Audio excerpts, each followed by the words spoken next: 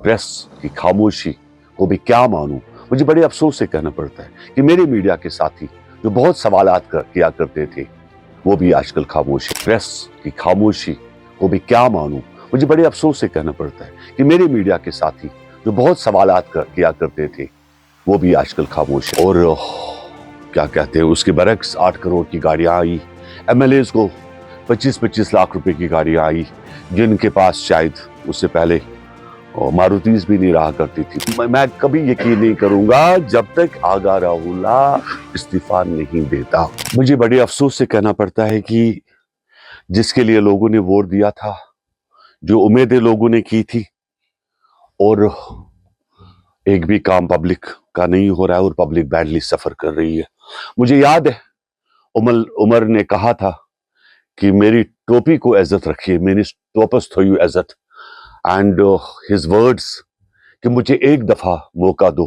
लोगों ने मौका दिया और क्या कहते हैं, उसके बरक्स 8 करोड़ की गाड़ियां आई, एमएलएज को 25-25 लाख रुपए की गाड़ियां आई, जिनके पास शायद उससे पहले मारुतीज भी नहीं रहा करती थी। प्रोटोकॉल मिल गया, काम हो गया, दैट्स इट। सरकारी हेलीकॉप्टर गुलमर्ग के लिए मिला और क्या चाहिए था करने को। जो सवाल पैदा हो रहा है बार बार की, देखिए जी, हमें करने नहीं दे रहा, लेकिन मैं पूछना चाहता हूं कितनी दफा उमर ने प्राइम मिनिस्टर साहब से अपील की कि मेरे को ये सब चीजें चाहिए।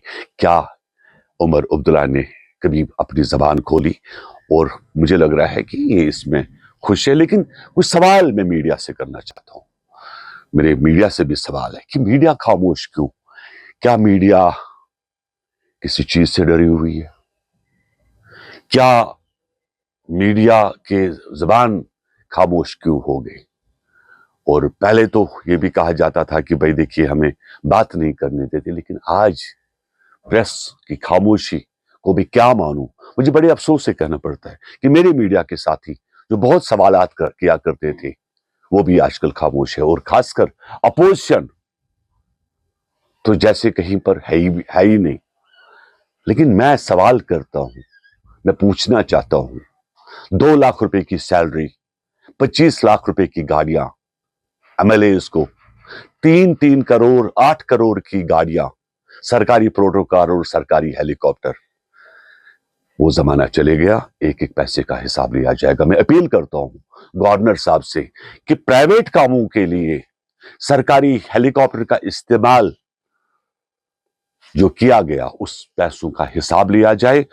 और कुछ ही जो है दिनों में हम ये चीज गवर्नमेंट ऑफ इंडिया से भी उठाएंगे और एमएचए से भी बात करेंगे, क्योंकि आवाम का पैसा जाया हो ये न जनता दल यूनाइटेड, ना हमारी लोग, ना हमारी पार्टी बर्दाश्त करेगी। बात में नहीं है वक्फ बिल। जो मेरे सीनियर बैठे हैं, मैं उमर अब्दुल्ला तो इंजीनियर तो हूं नहीं कि जो मन में आया वो कर दिया। मेरे पीछे ऊपर भी बैठे हुए लोग हैं, वो डिसीजन लेंगे। सरकार के पास जबान भी नहीं है, सरकार के पास मेमोरेंडम भी नहीं है, सरकार तो लिख भी नहीं सकती।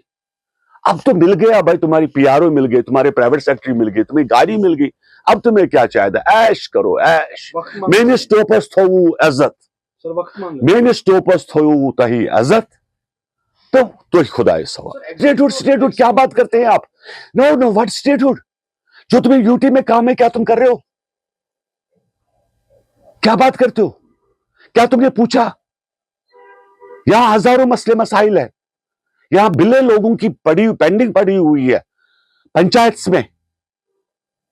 क्या स्टेटहुड? स्टेटहुड वो तो बात की बात है भाई, लेकिन जो तुम कर सकते थे तुमने ये नहीं किया। तो तुम स्टेटहुड के बाद क्या तुम पुलिस वालों का डंडा लेकर तुम्हें पुलिस की पावर मिल जाए और तुम 17 लुकन फिक्र? क्या बात क्या है यार? 3 महीने गुजर गए, 4 महीने गुजर गए, अब किस चीज का वक्त? अगर अवाम 53 पोजीशन, आपने 53 पोजीशन बोला, तो इन्होंने नहीं कहा कि हम लोग तो बस जनाब आपको खुदमुख्तियारी दिला रहे हैं। 96 में फारूक अब्दुल्ला ने क्या बोला? एसओजी किसने पैदा किया? एसटीएफ किसने बनाया? क्या बात का एक धोखा। मैं मानता हूं कि एक धोखा हुआ आवाम से। मैं कभी यकीन नहीं करूंगा जब तक आगा राहुला इस्तीफा नहीं देता, बिकॉज राहुला उसकी कॉन्स्टिट्यूंसी में इलेक्शंस लगे हुए हैं, बड़गाम में इलेक्शन होने वाले हैं, और मैं जानता हूं कि नेशनल कॉन्फ्रेंस को इस्तेमाल करेगा। मैंने बार बार पूछा, नो डाउट, जबकि हम लोग एनडीए में थे, मैंने गवर्नर से भी सवाल उस वक्त किए। मैंने जगह जगह पर, जब मेरे ख्याल में एडवाइजर्स रहा करते थे, मैंने जगह जगह पे कितनी दफा जो अवामी दरबार लगवाई और ऑन स्पॉट लोगों के एड्रेस हल करवाने की कोशिश की। हम लोग को ने पहले ये देखना है, हम लोग सिंपली कि हमारी कोशिश है कि अवाम के मसाइल हल हो, अवाम को तकलीफें ना हो। मैंने बार बार कहा कि डीसी हजरातों को बता दे ताकि अवाम का जो एक्सेस है वो इजी रहे। ये मेरे इससे पहले भी अगर आप मेरे बयानात देखते हो तो ये मेरा बार बार रहा, और मैं आज भी कहूंगा कि अवाम का एक्सेस बड़ा जरूरी है। आपने लेबर को रोक के रखा है, आप वहां पर लेबर को जाने नहीं देते हो, तो व्हाट इज दैट? नहीं, क्या ये आपके हाथ में नहीं है? आपने सिकिंग करने वाले जो सिकिंग करवाते हैं उनका गंडोला आपने रोक के रखा है, क्या ये आपके हाथ में नहीं है? क्या तहसीलदारों की ट्रांसफर आप रिकमेंड नहीं करते? आप जानते हैं 15-15 साल से पटवारी बैठे हुए, उनकी ट्रांसफर ये रिकमेंड नहीं कर सकते? क्या बात करते हैं? नहीं हुआ। जब आप बता रहे थे, आपको एक पंचायत में 1 करोड़ रुपए फंड्स आया करते थे, आप जानते, नाइट फ्लाइट चलती है, आप जानते हो, आपका जम्मू और कश्मीर का सफर 3.5 घंटे का।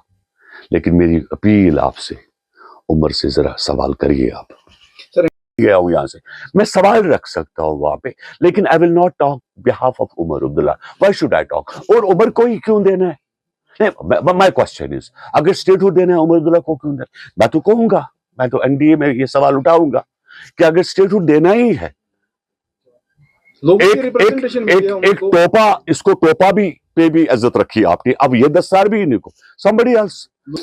आप जाकर ये होम मिनिस्टर साहब से सवाल करिएगा। नूर मोहम्मद का मैं इंतजार करूंगा। बात आ जाएगी और रिसोर्स इनकम बहुत गलत है, धोखा है आवाम के साथ। नहीं, धोखा है, ये आवाम के साथ धोखा है, बिकॉज पावर रिसोर्सेस हमारे हैं। मैं जानता हूं कि जब एचडी देवगौड़ा ने पावर प्रोजेक्ट इनॉग्रेट किया था उड़ी वाला, तो हमें 20% पावर जो है फ्री मिला था। आपको मैं याद दिलाना चाहता हूं, जबकि वक्त गुजरने के साथ साथ ताज मोहिद्दीन साहब ने एग्रीमेंट एक किया था गवर्नमेंट ऑफ एनएचपीसी से, वो 20% भी ले गए। मैं याद दिलाना चाहता हूं, और आज तो हमारे पास कुछ भी नहीं है। लेकिन Omar, as a chief minister, तुम सवाल कर तो सकते हो। ये तो बिल्कुल, मतलब एक क्वेश्चन पूछने में या एक गुजारिश, रिक्वेस्ट करने से, मां को खाना मांगना है तो मां को तो मांगना पड़ेगा ना, खाना खाने के लिए भी। लेकिन उमर के मुंह से मैं कोई आवाज नहीं सुन रहा।